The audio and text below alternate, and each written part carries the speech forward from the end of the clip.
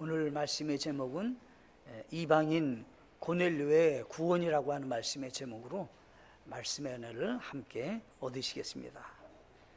사도행전 9장 1절부터 가면 이제 이방인의 사도로 하나님께 부름을 받고 이제 사도 바울이 변화되어지고 사도 바울이 하나님께 쓰임 받는 그런 전환점이 되어지는 것이 성경에 기록되어 있습니다. 그것은 다름이 아니라 하나님께서는 지금 구원의 길로 우리 하나님께서 역사하신 것을 사도행전을 통해서 보여주고 있는 것인데 1장 8절에서 온 예루살렘과 온 유대와 사마리아와 땅끝까지 이르러 내 증인이 되겠다고 하신 그 말씀을 지금 진행하고 계시는데, 우리는 지난주에는 사마리아를 복음화시키는 빌립이라고 하는 그 집사님을 통해서 하나님의 복음이 전해지는 그런 것을 같이 상고해봤고, 이제 8장을 넘어 9장에 가면 이제 하나님께서는 전적인 하나님의 부르심으로 사도 바울을 부르셔서 이방인의 사도로 이제 하나님께 쓰임받는 그러한 길로 여시는 것을 우리는 보게 되어집니다. 그런데 오늘 말씀의 10장에서는 1절부터 이제 어떤 사람이 기록되면 이방인의 사람인 고넬료라는 사람에 대해서 성경은 기록하고 있는 것입니다. 이 고넬료라는 사람이 어디에 사는 사람인가를 성경에서는 말하고 있는데, 성경에 보면 가이사랴, 이 가이사랴는 아우구스토 가이사라고 하는 그 로마 황제의 이름을 따서 이제 도시 이름을 정했는데, 그것이 유대 지방의 행정도시입니다. 행정도시인데 이 행정도시인 이 가이사라는 곳에 고넬료라는 사람이 살고 있었다라고 하는 것입니다. 이건 뭐냐면 정확하게 이 고넬료라는 사람이 예수 믿고 구원받게 되었는데, 이 사람은 가상의 인물이 아니라 역사적 실존하는 인물이었다라는 것을 지금 말씀하고 있는 것입니다. 그래서 이 사람이 어디 살고 있었냐라고 할 때 아우구스토 가이사라라고 하는 사람의 황제의 이름을 명명해서 정해놓은 가이사라는 곳에서 살던 사람이다라고 하는 것입니다. 이 사람에 대해서 또 정확하게 또 얘기했습니다. 이 사람은 로마 군인이다, 이렇게 얘기하는 것입니다. 로마 군인은 정확하게 자기 신분에 대해서 나라에서 이미 정해준 그런 군번이 있습니다. 그런데 이 사람이 사실 인물이다라고 하는 걸 얘기하는 겁니다. 로마 군인이었다라고 하는 것입니다. 그런데 이 사람의 직위가 뭐냐라고 할 때 백부장이다, 이라는 얘기입니다. 이 사람이 이제 사병이 아니라 백부장, 오늘날 하면 뭐 중대장 정도 되는 그런 위치에 있는 분이었는데, 이 사람은 로마 군인의 백부장이니까 상당히 그 당시에 영향력을 미칠 수 있는 가이사라에서는 그런 위치에 있었던 사람이다라고 하는 것입니다. 그런데 이 사람이 예수 믿고 구원받게 된 것을 성경에서는 왜 기록하느냐라고 하는 것입니다. 이방 땅에 있는 모든 사람들이 이 고넬료와 같이 예수님 믿고 구원받아 하나님의 자녀가 되어야 된다라고 하는 것을 지금 성경은 말씀하고 있는 것입니다.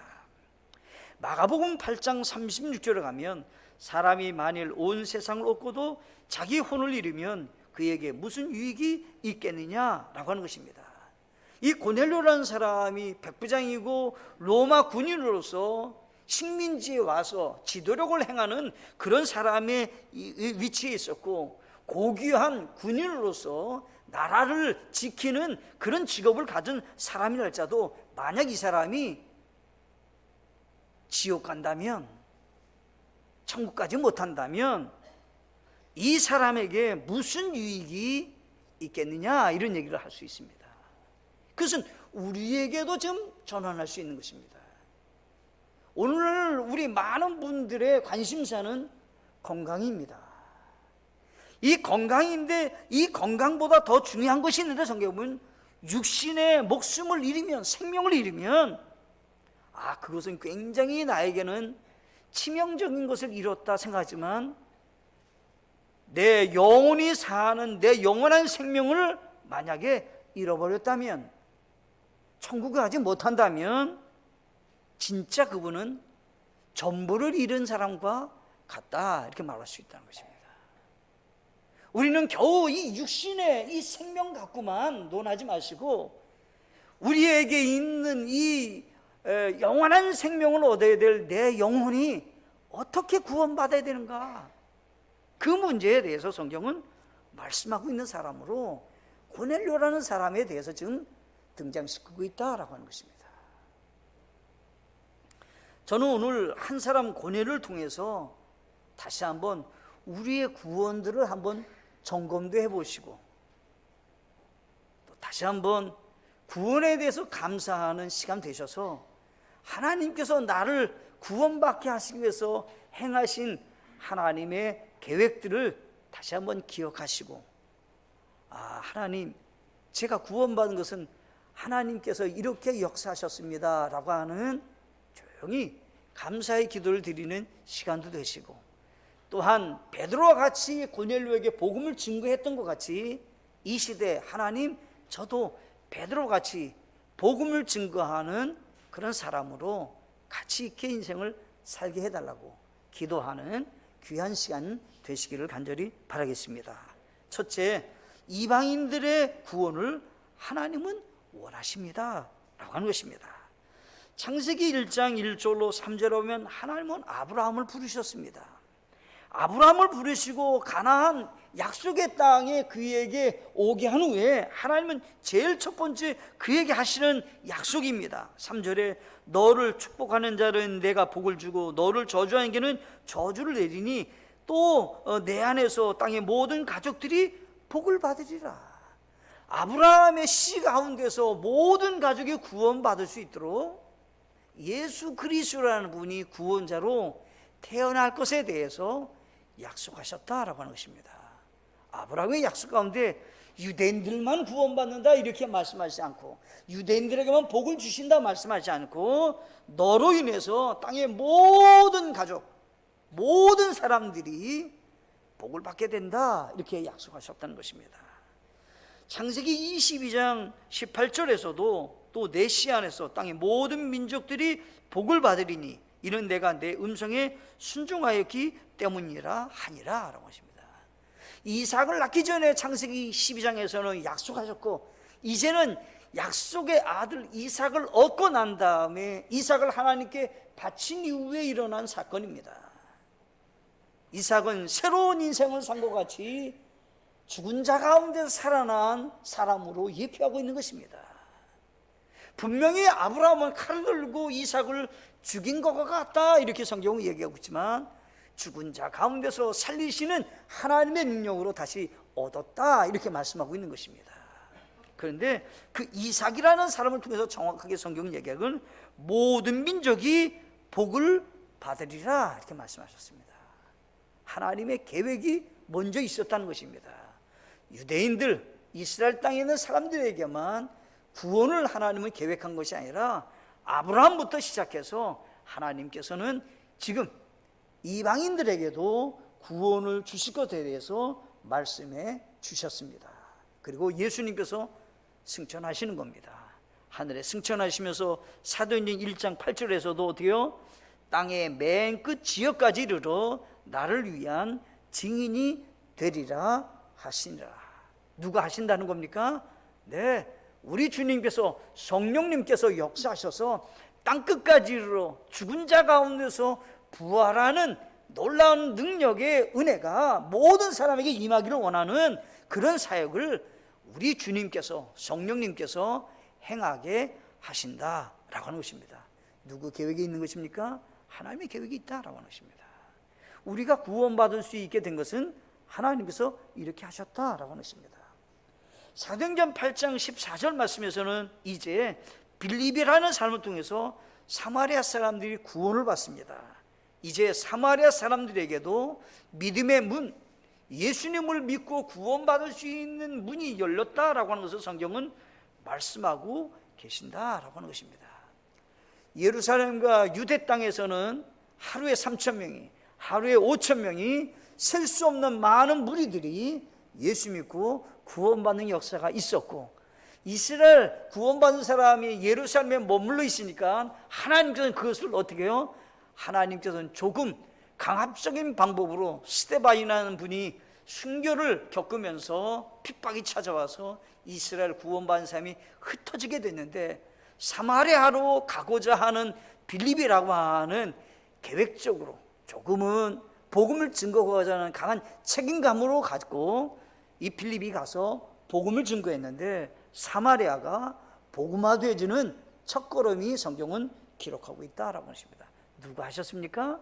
사실은 빌립을 사용하셨지만 하나님께서 그 뒤에는 역사하셨다라고 하는 것입니다. 디모데전서 2장 4절에서는 그분은 모든 사람이 구원을 받고 진리를 아는 데 이르기를 원하시느니라 라고 했습니다. 하나님은 모든 사람이 구원을 받기를 원하신다는 것입니다. 그리고 어떻게요? 진리를 아는 데 이르기를 원하신다는 겁니다. 하나님의 말씀을 알고 살아가기를 하나님은 원하신다라고 하는 것입니다. 오늘 사도행전 10장 1절에서는 고넬료라는 사람이 예수 믿고 구원받게 되는데 하나님이 행하시는 것입니다. 고넬료에게 성경에 보니까 이렇게 기록하고 있습니다. 성경에 보면 이렇게 기록하고 있습니다. 여기 10장 여기 말씀을 보시니까 이렇게 기록하고 있습니다. 여기 3절에 보면 하루는 9시쯤 되어 그가 환상 중에 하나님의 천사가 자기에게 들어와 이르되 고넬료야 하는 것을 분명히 보매라고 했습니다. 지금 주의 천사가 라고 했는데 뒤에 가면 그 주의 천사가 성령님이라고 성경이 기록하고 있습니다. 성령님께서 그에게 역사하신 것입니다. 제가 고넬료가 지금 9시에 조용하게 기도를 하려고 좀 가만히 있었던 것 같아요. 그런데 성경에 보니까 그가 환상 중에 뭔가 지금 시몬이라는 사람에게 가서 그 사람을 초청해 가지고 네가 말씀을 좀 들어야 되겠다. 그러니 네가 가서 베드로라고 하는 시몬이라는 사람을 초청해 와라 라고 성경에 말씀하고 있는 것입니다. 여기 성경에 보니까 4절에 그가 그를 바라보고 두려워 이르되 주여 무슨 일이니까 하니 그가 이르되 내 기도와 구제가 올라와 하나님 앞에서 기억되었은즉 하나님께서는 고넬료가 먼저 구원받았으면 좋겠다 생각을 하셨던 것 같아요.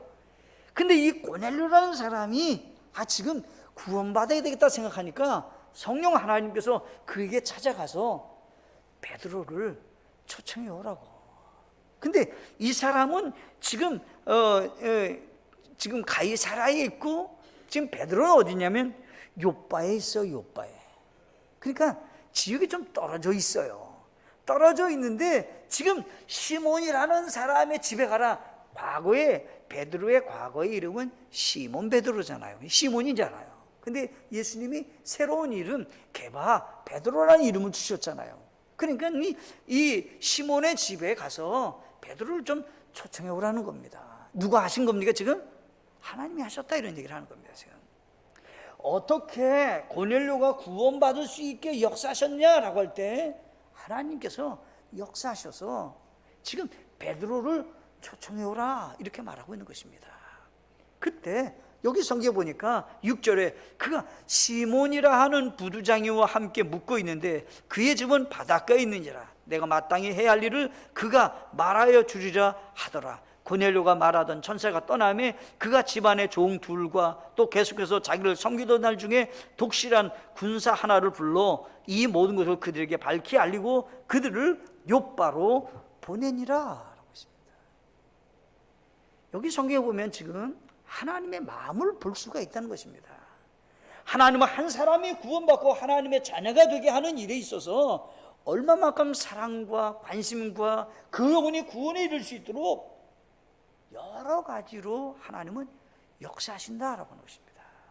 고넬료가 성경을 잘 모르고 이해를 잘 못할 수 있으니까 베드로를 초청해 가지고 베드로에게 말씀을 들을 수 있도록 역사하고 있었고, 아마 이 백부장이니까 베드로라는 이름을 아마 알고 있었는지도 모릅니다. 예수님의 제자 가운데 베드로니까, 당시 사람이니까 혹시 들었을런지도 몰라요. 그런데 지금 어디에 살고 있는지도 모르지만 가서 요빠에 살고 있는 바닷가 근처에 살고 있는 이 사람 집을 찾아가지고 이 사람을 초청해 오라 라고 하는 것입니다. 하나님이 역사하셨다는 겁니다. 여기 성경에 보니까 이렇게 말씀해 주고 계십니다.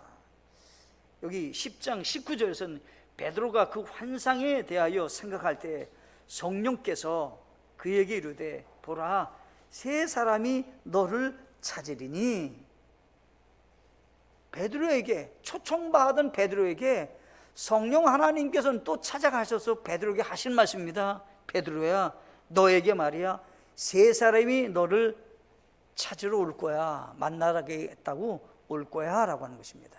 지금 누가 일하고 계시는 것입니까? 성령 하나님이 이방인들이 구원받기 위해서 하나님이 지금 그 일을 하고 계신다라고 하는 것입니다. 고넬료가 베드로를 찾게 역사하셨고, 이미 하나님은 찾아오기도 전에 베드로의 마음을 하나님은 준비시켜서 찾아오게 될 텐데, 너는 성경 20절에 보니까 그러므로 너는 일어나 내려가서 아무것도 의심하지 말고 그들과 함께 가라. 마음을 딱 준비시키는 겁니다. 너는 의심하지 말고, 이 사람이 왜 왔는가 의심하지 말고 그대로 너는 그들과 함께 가라. 그러면서 어떻게 해요? 내가 그들을 보내었느니라. 누가 보냈다고요? 하나님이 보내셨다, 이런 얘기입니다. 지금 한 영혼이 예수 믿고 구원받게 하는 데 있어서 하나님은 어떤 역할을 하셨는가라고 하는 것입니다. 내가 그들을 보내어서 만나게 하는 그런 일을 지금 하신다라고 하는 것입니다. 오늘날 우리는 복음을 전하는 하나님의 사람이 되셔야 되는데, 우리는 많은 경우에 어떻게 합니까? 사실은 조금은 복음을 인도하는 데 있어서, 전하는 데 있어서 하나님은 아무것도 하지 않은 거라고 생각하는 경우가 종종 있습니다. 아닙니다. 이미 내 마음이 움직였으면 이미 하나님은 여러 가지 일을 이미 행하고 계신다라고 하는 사실을 우리는 기억하고 복음을 증거하는 하나님의 사람이 되셔야 된다라고 하는 것입니다. 로마서 3장 29절에 가면 이렇게 되죠. 그분은 오직 유대인들의 하나님이시냐? 유대인들에게만 하나님이시냐는 거예요. 아니다. 그분은 또한 이방인들의 하나님이 아니시냐? 유대인들의 하나님입니다. 유대인들에게만 하나님이시냐? 아니다. 이방인들의 하나님이시다. 그래서 어떻게 참으로 또한 이방인들의 하나님이시니, 이렇게 있습니다. 하나님은 지금 유대인들에게만 하나님이 아니시고 이방인들에게도 하나님이시다라고 하십니다. 여러분들이 구원받고 하나님의 자녀가 되셨습니까? 하나님의 사랑이 우리에게 있었음을 기억하셔야 되는 겁니다. 하나님이 세상을 이처럼 사랑하사, 유대인만 아닙니다, 이 세상을 이처럼 사랑하셔서 어때요? 독생자를 주셨다는 것입니다. 누구든지 예수님을 믿는 사람은 영원한 생명을 얻을 수 있는 은혜를 주셨다 말씀하고 있는 것입니다. 두 번째가 있습니다. 두 번째, 이방인의 구원을 위해 하나님께서는 베드로를 준비시키셨습니다 라고 하는 것입니다. 조금 전에 말씀드렸잖아요. 베드로가 기도 시간에, 자기가 기도 시간에 조용하게 지붕에 올라와서 이제 기도를 하려고 그래요. 근데 하나님이 그에게 찾아오셨어요. 너에게 세 사람이 찾아오게 된대. 너는 아무 의심하지 말고 가라. 그렇게 얘기를 하고는 그에게 하나의 환상을 보여주셨어요. 무슨 환상 보면 하늘에서 큰 그릇이, 광주리 같은 큰 그릇이 내려오는데, 보자기에 쌓여서 확 내려오는데, 거기 보니까 네 발 가진 짐승들과 기는 것들과 공중의 날짐승을 가지고 12절에 보니까 12절에 내려왔다는 거예요. 근데 이 베드로는 유대인이고 이스라엘 사람에게 율법에서 정한 우리가 부정한 음식과 이제 깨끗한 음식을 알고 있는 사람이에요, 베드로는요. 그러니까 보세요. 오늘 보면 미꾸라지 먹는 거 못 먹어요. 기는 거 먹으면 안 되거든요. 예? 장어 좋죠. 근데 그거 안 돼요, 성경에서는요. 또 성경에 보면 이 발은 굽이 있고 되새김질 하는 걸 먹어야 되는데, 오늘날 우리는 돼지 먹잖아요. 돼지 먹으면 안 돼요. 근데 성경에 보면 어떤 음식인지 몰라도 네 발 가진 짐승들과 기는 것들과 날짐승들을 다 놓고 먹으라는 겁니다. 환상 중에 내려와 갖고 자기가 이거 보니까 먹을 수 없는 것이 많이 있는 것 같아요, 베드로가. 그래서 하나님, 그거 먹을 수 없는데 왜 먹으라고 말하시냐고. 제가 먹지 않겠다고. 그랬더니 아니 또 한 번 나오고는 또 지나가고 또 한 번 또 환상 중에 또 보여주시는 거예요. 아니 내가 깨끗하다고 말하는데 네가 왜 부정하다 말하느냐? 그거 먹어라. 그래도 안 돼요. 이거 안 되는 겁니다. 그랬더니 또 내려왔어요. 3번 내려왔어요. 그래서 자기가 그냥 하나님 이거 왜 주신 겁니까? 그래서 조용하게 자기가 생각하고 있는 겁니다. 베드로가 지금. 하나님은 이미 마음을 움직이셨어요. 베드로의 마음속에서는 이방인 그러면 편협적으로 생각했어요. 저 사람들과 이스라엘 백성들과는 차이가 있다고 생각했습니다. 자기는 하나님의 백성이고 이방인들은 하나님의 백성이 아니라 생각했고요. 그런 영적으로 굉장히 교만함이 있었습니다. 그리고 편협적인 생각이 있었습니다. 근데 그 베드로가 고넬료의 집에 간다? 쉽지 않은 문제입니다. 뿐만 아닙니다. 베드로라는 사람이 고넬료의 집에 가서 하는 말이 있습니다. 이방인들과 우리가 식사를 같이 하고 가까이 이렇게 앉는 것이 유대인들의 법에는 어긋난 걸 알지 않느냐. 그러니까 집에 가까이 이방인의 집에 들어가는 것, 거기 가서 식사를 같이 나누고 대화를 하는 것, 유대인들에게는 금지하는 규정으로 생각했다는 거예요. 그러니까 사도 베드로가 이 고넬료의 집에 간다고 하는 것은 굉장히 어려운 일이에요. 자기 마음에는 그 합당치 않다고 생각하는 거예요. 근데 어떻게 해요? 하나님은 복음을 전하는 베드로의 마음을 하나님께서 준비시켰어요. 누가 하시는 겁니까 지금? 하나님이 하시고 계신다는 겁니다. 지금 베드로가 다 이해한 것이 아니에요. 그래서 조용히 생각해 보는 거예요. 왜 하나님이 이 환상을 나에게 보이셨을까? 자기 마음을 좀 넓혔던 것입니다. 이제 그리고 이 사람들이 지금 찾아왔어요. 찾아왔는데 지금 뚝뚝뚝 돌면서 여기 시몬의 집입니까? 시몬 집인데 여기 베드로라는 분이 살고 있습니까? 라고 했더니 살고 있다고 했더니 진짜 들어와서 하는 말이에요. 아니 당신네들이 여기 온 목적이 무엇입니까? 라고 베드로가 묻습니다. 무슨 목적으로 왔습니까? 라고 했더니 베드로에게 하는 말입니다.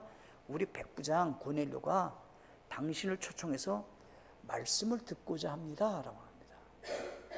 말씀을 듣고자 합니다. 라고 하십니다. 그때 베드로가 아무 소리 하지 않고 그에게 찾아가서 복음을 증거하는 것을 성경에서 보게 되어집니다. 베드로에게 좋은 점은 있었습니다. 즉각적인 순종을 하였습니다. 베드로가 가지 않겠다 말하지 않았습니다. 하나님이 가라고 말하니까 즉각적으로 갔습니다. 욥바 그러면 우리가 기억하는 인물이 있습니다. 그 욥바라는 곳에서는 어떤 일이 있었냐면 요나가 니느웨로 가라고 했을 때 욥바에서 배를 타고 다시스로 도망을 갔어요. 근데 지금 아주 대조적이잖아요. 욥바에 있던 베드로는 고넬료의 집에 지금 찾아오는 것입니다. 가이사랴로 가고 있는 것입니다. 28절을 보면 이렇게 되어 있습니다. 그들에게 이르되 유대인 사람이 다른 민족에 속한 사람과 교제하거나 그에게 가까이 건 것이 율법에 어긋나는 인 줄은 너희가 아느니라. 그러나 하나님께서는 내가 어떤 사람을 속되거나 하거나 부정하다고 하지 말 것을 내게 보이셨느니라. 하나님이 나에게 여기 오기까지 하나님은 이방인들 부정하다, 그 사람들은 속되다 이렇게 말하지 말라고 하나님은 나에게 가르쳐 주셨다. 그래서 내가 여기 왔다라고 하는 것입니다. 세 번째 마지막으로 이방인이 구원을 얻으려면 예수 그리스도를 전해야 합니다 라고 하는 것입니다. 이제 34절에 이에 베드로가 입을 열어 말하되 라고 하는 것입니다. 말하는 겁니다 지금. 그런데 고넬료라는 사람에 대해서 성경은 이미 언급한 것이 있습니다. 그 사람에 대해서 성경이 얘기했는데 1절에 보면 10장 1절에 가이사랴 고넬료라는 사람이 이탈리아 부대라고 하는 부대의 백부장이더라 이렇게 돼 있습니다. 그죠? 이 사람이 이제 어떤 사람이고 어떤 사람, 로마 사람이고 백부장이고 뭐 이런 걸 얘기했잖아요. 그런데 2절이 더 중요해요. 오늘날 많은 사람들이 이렇게 생각하기가 쉬워요. 2절에 보면 그는 독실한 사람이요 자기의 온 집과 함께 하나님을 두려워하는 사람으로 백성에게 구제물을 많이 주고 항상 하나님께 기도하더라. 첫째 보세요. 고넬료는 하나님을 아는 사람이에요. 그래서 하나님을 두려워하고 하나님을 섬기던 사람이에요. 그거 자기만이 아니에요. 자기 온 집이 그렇게 하나님을 섬겼던 사람입니다. 그러면 구원받았을까요? 베드로 만날 필요가 없잖아요. 그러면요. 이 사람이 2절에 구원받았다면 이해가 되셔야 됩니다. 2절에 분명히 이 사람은 이런 사람이라고 얘기했어요. 근데 이 사람이 구원이 있었냐면 없었다는 거예요. 오늘날 우리도 이렇게 생각하는 게 종종 있을 수 있어요. 나는 하나님을 알고 있습니다. 하나님을 두려워해요. 온 가족이 하나님을 섬기는 사람이에요. 두 번째, 이 사람이 좋은 점이 있어요. 백성들에게 구제물을 많이 주었어요. 아주 선을 행하는 사람이에요. 어떻게든지 가난한 사람에게 긍휼을 베풀고 어떻게든지 손을 펴서 그 사람들을 조금이라도 넉넉하게 살게 하기 위해서 애썼던 사람이에요. 그러면 구원받을 수 있는 사람이라고 생각할 수 있잖아요. 착한 사람이잖아요. 그럼 이 사람이 천국까지 이 사람이 그럼 지옥 간다는 거니까 보편적으로 그렇게 생각할 수 있잖아요. 근데 성경은 아니다라고 하는 겁니다. 구원 아니다라고 하는 것입니다. 세 번째, 하나님께 항상 기도하더라라고 합니다. 이게 뭐냐면 그 사람이 하나님께 예배드리는 사람이다 이런 얘기예요. 회당에서도 기도하고 하나님께 예배드리는 사람이다 이런 얘기를 하는 겁니다. 그래서 항상 하나님 앞에 예배드리는 사람으로 살던 사람이다 이 말이에요. 이 사람이. 그러면 구원받은 사람인가요? 아니라는 겁니다. 아니라는 겁니다. 성경에서 아니다는 겁니다. 우리가 거기에 속으면 안 됩니다. 고넬료가 왜 구원이 필요했는가 성경이 얘기합니다. 지금 베드로가 왔습니다. 입을 열어서 말합니다. 그런데 고넬료가 좋은 점이 있습니다. 베드로가 왔는데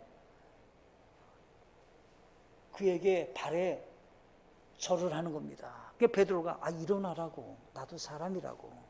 이게 무슨 얘기냐면 말씀을 받고자 하는 겸손한 마음이 있었다라는 것을 지금 보여주고 있는 것입니다.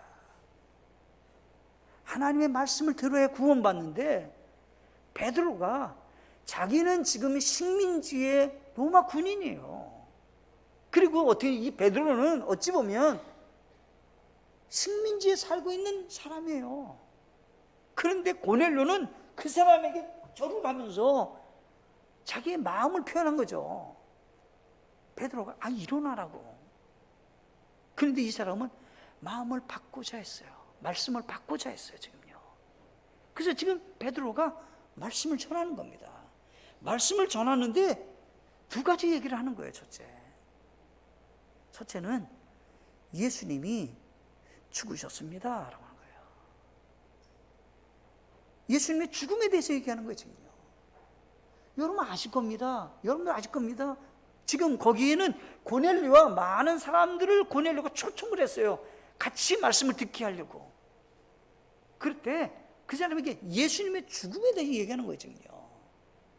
그러면 다 기록하지 않았지만 예수님이 왜 죽으셨는지, 예수님의 죽으심과 나와는 무슨 관계가 있는지 얘기했다 이 말이에요. 예수님이 이 땅에 왜 오셨는지, 왜 예수님은 죽어야만 하는지, 나는 어떤 가운데 있는지 얘기했다 이 말이에요. 두 번째 얘기하는 거예요. 죽었던 예수님이 어떻게요? 부활하셨다라는 얘기예요. 근데 이 부활한 것을 누가 봤냐? 나는 가까이서 나는 목격했다는 거예요. 베드로가 하는 말입니다. 나는 그거 확인했던, 분명히 그분이 십자가에 달려서 죽으신 것 나는 봤고, 그분이 부활한 것도 나는 직접 봤다. 이분은 구원자가 아니냐, 이분은 심판자가 아니냐, 이런 얘기예요. 이분만이 우리의 구원의 대상이 되신다, 그런 얘기를 하는 겁니다 지금. 그래서 어떻게 성경에 보면 믿었다라고 하는 걸 어떻게 할 수 있냐면 이렇게 되어 있습니다. 성경에 보시면, 이어서 보시면 이렇게 되어 있습니다. 성경에 보시면 여기 42절에 보시면 이렇게 되어 있습니다. 43절 그분에 대하여 모든 대언자들 증언하되 누구든지 그분을 믿으면 그분의 이름으로 말미암아 죄들의 사면을 받으리라 하였느니라. 어떻게 구원받는다고요? 누구든지 그분을 믿으면. 자, 구원에 자격이 있어요.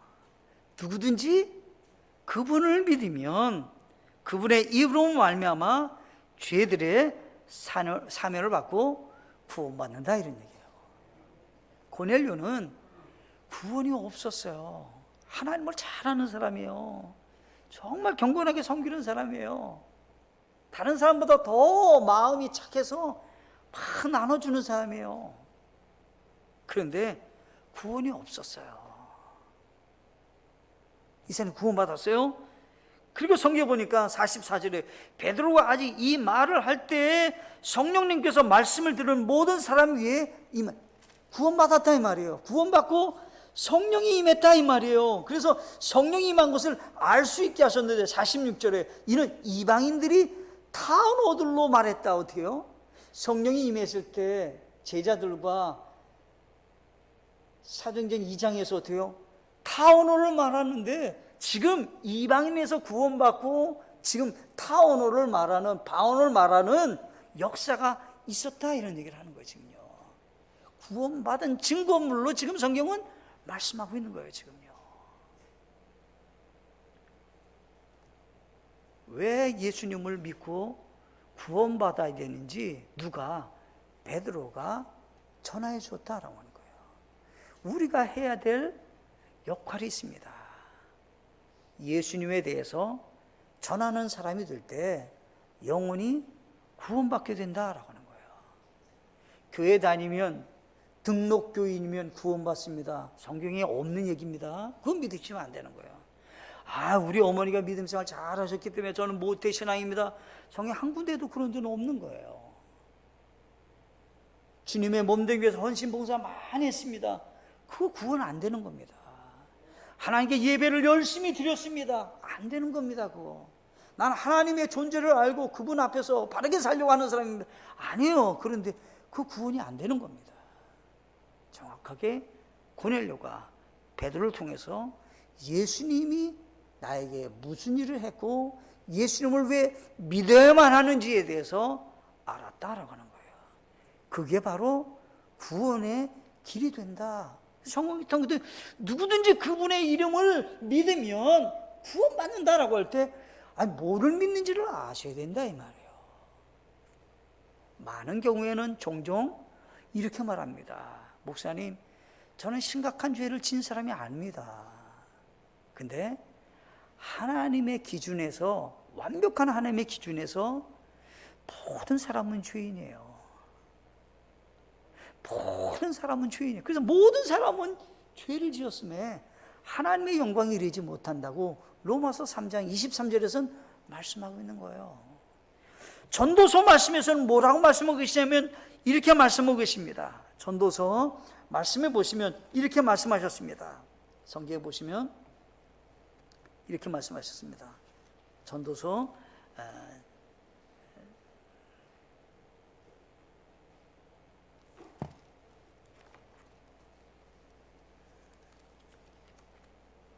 제가 어디다 적어놓고 지금 거기 말씀해 보시면 선을 행했다고 해서 우리가 의롭게 되지 않는다는 거예요. 하나님 앞에 우리가 선을 행했다고 해서 하나님이 볼 때 우리가 의롭게 되지 않는다. 성경에서는 지금 그렇게 말씀하고 있다는 사실입니다. 우리는 많은 경우에 착각하는 경우가 종종 있습니다. 하나님 앞에서. 그래서 우리는 그 말씀을 꼭 기억하고 승리하는 전도서 7장 20절 선을 행하고 죄를 짓지 않는 의인은 땅 위에 하나도 없느니라 이렇게 말씀합니다. 이게 고넬료 같은 사람이 그렇게 말할 수 있어요. 나는 선을 행했잖아요. 근데 성경에서는 죄 짓지 않는 사람은 아무도 없다 이렇게 얘기하는 거예요. 아무리 내가 의롭다 하더라도 하나님의 기준에는, 완벽한 기준에는 도달될 수 없는 겁니다.